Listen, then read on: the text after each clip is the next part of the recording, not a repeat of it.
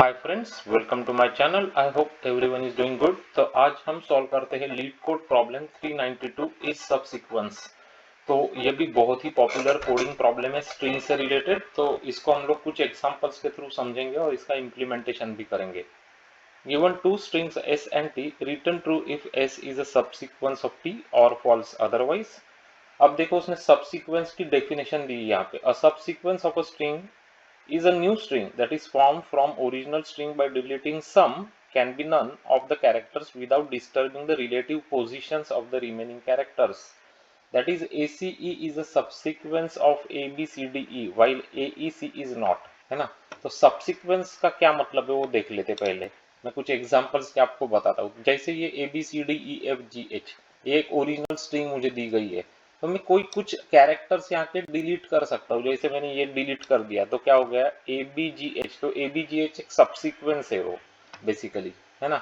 या मैंने जैसे मैंने ये पूरा EFGH डिलीट कर दिया तो ABCD क्या हो गया, सबसीक्वेंस हो गया वो, है ना। तो मैंने बेसिकली रिलेटिव ऑर्डर जो है वो चेंज नहीं करनी है ना। डिलीट कर सकते हो आप 0 और मोर देन 0 कैरेक्टर्स, लेकिन रिलेटिव ऑर्डर को चेंज नहीं कर सकते हैं। ओके।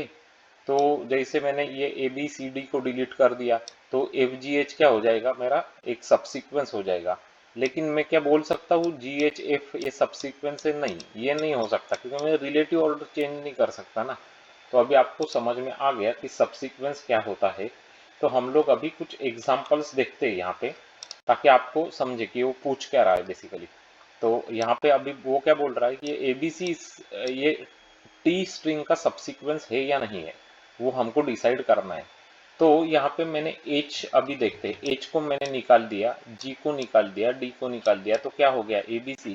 तो ABC हो रहा है ना, इसका मतलब ये सबसीक्वेंस है बेसिकली। ओके। AXC, यहाँ पे AXC, AC तो मुझे दिख रहा है X है ही नहीं यहाँ पे कहीं पे। तो AXC क्या होगा, क्या नहीं होगा, तो फॉल्स रिटर्न करना पड़ेगा आपको, है ना। तो वो कोई सबसीक्वेंस नहीं है AXC। तो वही सबसीक्वेंस है या नहीं है वो हमको देखना है। सबसीक्वेंस कौन, एस स्ट्रिंग बेसिकली, है ना, स्ट्रिंग एस। तो वही एक एग्जांपल ले लिया यहाँ पे।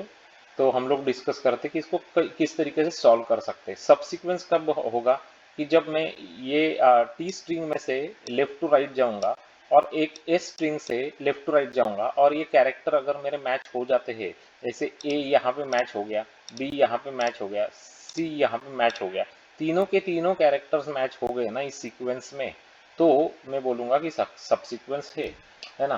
तो ये तो हमको पता चल गया। तो इसके लिए मैं क्या करूंगा, अभी इम्प्लीमेंटेशन के लिए मैं 2 पॉइंटर अप्रोच यूज करता हूँ। तो मैं एक आई पॉइंटर यहाँ पे लगा देता हूँ और एक जो जे पॉइंटर है वो यहाँ पे लगा देता हूँ, है ना। ओके।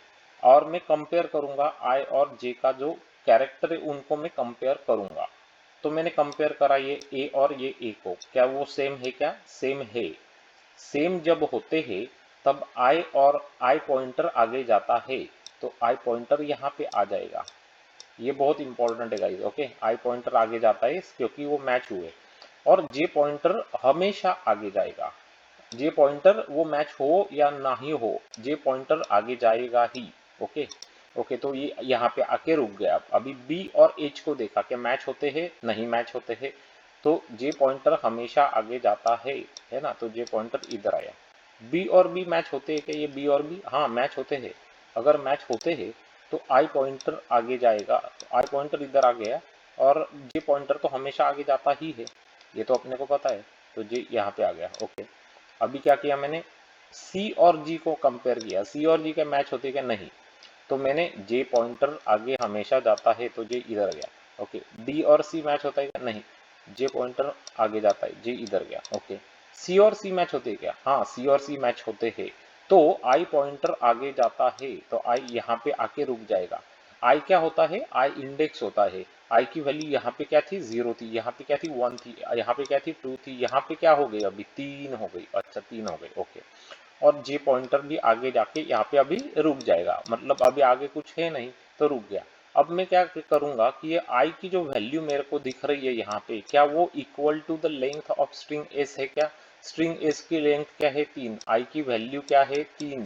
तो 3 इज इक्वल टू 3 है क्या, है, इसका मतलब मैं ट्रू रिटर्न कर दूंगा। अगर वो नहीं होते हैं इक्वल तो फॉल्स रिटर्न कर दूंगा।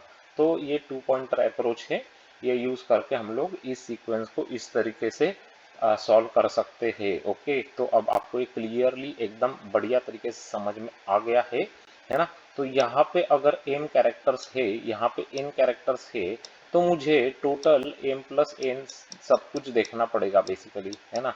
तो ये हो जाएगा आपका order of m plus n हो जाएगा बेसिकली। ओके ओके, तो अब मैं आपको दिखाता हूँ जावा का सॉल्यूशन गाइस, तो आपको समझ में और ज़्यादा अच्छी तरीके से आने वाला है। तो इस सबसीक्वेंस, तो string S string T both are given to us, मैंने दो पॉइंटर ले लिए आई और जे, दोनों जीरो इंडेक्स के ऊपर पॉइंट कर रहे हैं। Okay, while I is less than S dot length and J is less than T dot length, दोनों की लेंथ अभी भी पूरी तरीके से ट्रैवर्स नहीं हुए, मतलब स्ट्रिंग्स, है ना। तो मुझे अभी कैरेक्टर्स देखने हैं, तो मैं क्या करूंगा, S dot char at I T dot char at J, I और जे कैरेक्टर सेम है क्या, अगर है तो ही जे, तो ही आई आगे जाएगा। मैंने आपको एग्जैक्टली वही अभी दिखाया। कब आई तभी आगे जाता है जब वो कैरेक्टर्स मैच होते हैं।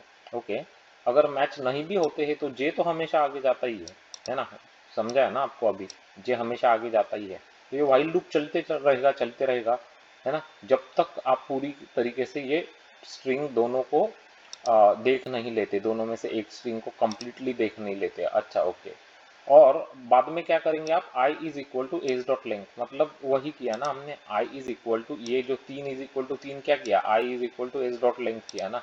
अगर ये सेम होती है तो इसका मतलब कि वो सबसीक्वेंस है, तभी तो वो सेम होगी ना। ओके, समझ में आ गया। ओके, तो स्पेस कॉम्प्लेक्सिटी क्या है इसकी, और इसकी स्पेस कॉम्प्लेक्सिटी होती है कांस्टेंट, है ना, क्योंकि यहाँ पे कोई डेटा स्ट्रक्चर यूज किया कि हमने नहीं किया यूज।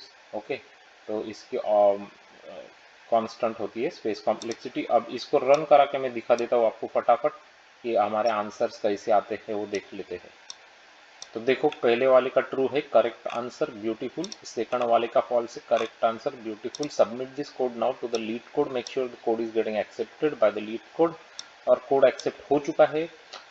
तो 66.98 परसेंटाइल ये दिखा रहा है। फिर से एक बार ट्राई करते हैं, ये नंबर्स जो है वो चेंज होते रहते हैं गाइस। तो okay, so that's pretty good. तो ये है आपका लीड कोड का 392 इज सबसीक्वेंस का 2 पॉइंटर का सॉल्यूशन। तो प्रेटी सिंपल है ना, काफी सिंपल है, बहुत बार पूछा जाता है ये क्वेश्चन इंटरव्यूज में इसीलिए वीडियोस बना रहा हूँ ताकि आपको समझे कि ये 2 पॉइंटर अप्रोच किस तरीके से काम करता है। तो अगर ये एग्जाम्पल आपको क्लियरली समझ में आ गया और ये जावा कोड भी समझ में आ गया गाइस, तो लाइक बनता ही है वीडियो के लिए।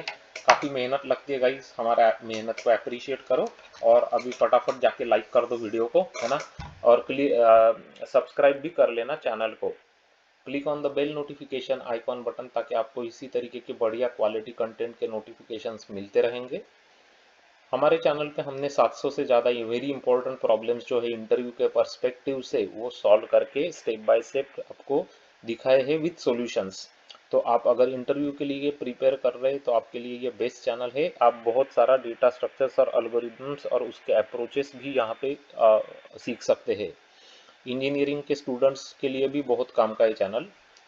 तो जो वेरी इंपॉर्टेंट प्लेलिस्ट है इंटरव्यू के पर्सपेक्टिव से, वो मैं आपको बता के रखता हूँ ताकि वो आप जाना, चेक कर लेना, प्रैक्टिस करना उस प्रॉब्लम्स को। और अगर हेल्पफुल होते हैं तो कमेंट्स में डेफिनेटली हमको कमेंट में लिखना, ताकि हमको फीडबैक मिलते रहेगा गाइस। तो सबसे पहले देखना BFS DFS के प्रॉब्लम्स की प्लेलिस्ट सबसे ज़्यादा इंपॉर्टेंट होती है। उसके बाद graphs, matrices, binary search trees, binary trees, binary search की playlist, dynamic programming, recursion, memorisation के प्लेलिस्ट, वो सब इंडिविजुअल प्लेलिस्ट है, बहुत ही ज़्यादा इंपॉर्टेंट है गाइस। अगर आपको डेटा स्ट्रक्चर्स एंड एल्गोरिदम्स आपके एकदम सॉलिड करके रखने इंटरव्यूज के लिए, तो उसके लिए कुछ प्लेलिस्ट मैं बता देता हूँ। Stacks, queues, priority queues, min heap, max heap, pairs, array list, link list, तो डेफिनेटली चेकआउट करना इन वीडियोस को। Amazon, Apple, Microsoft, Uber, Meta, Google जैसे वीडियोस लाइक क्वेश्चंस पूछे गए कंपनीज में ये। ओके, तो इसीलिए वीडियोस हमने बना के रख लिए यहाँ पे आपके लिए। अगर आपको डेटाबेस और सीक्वल के प्रॉब्लम्स की प्रैक्टिस करनी है तो उसके लिए भी दो प्लेलिस्ट यहाँ पे है already, MySQL and SQL programming. तो दोनों में आपके डेटाबेस के कॉन्सेप्ट्स और फंडे एकदम क्लियर होने वाले हैं, तो जाके ज़रूर चेक कर लेना। शेयर करना वीडियोस को आपके फ्रेंड्स और कलीग्स के साथ, ताकि वो भी चैनल से जुड़ सकेंगे, यहाँ से बहुत सारी programming and problem solving techniques को सीख सकेंगे। Thanks for watching this video guys, and I am sure that I am going to see you very soon with another very interesting video like this one. Until you guys take care, bye bye, have a great day.